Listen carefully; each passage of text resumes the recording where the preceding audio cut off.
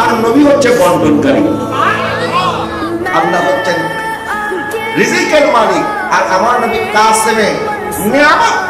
আল্লাহর যত ধনভাণ্ডা, আল্লাহর পক্ষ থেকে রিজিক, আল্লাহর পক্ষ থেকে এলেন, আল্লাহর পক্ষ থেকে নিয়ামত, যা কিছু দেওয়া আল্লাহ আমার নবীকে দিয়েছেন, আর নবীর মাধ্যমে আল্লাহ আমাদেরকে দান করেছেন। যে নবী এই রজব মাসে মেরাজে গিয়েছেন, সমস্ত নবীগণ কেউ মেরাজে যাবে দূরের কথা, মেরাজে যাওয়ার জন্য কল্পনাও করে নাই। মেরাজে যাবে তো দূরের কথা, মেরাজ যাওয়ার কল্পনাও।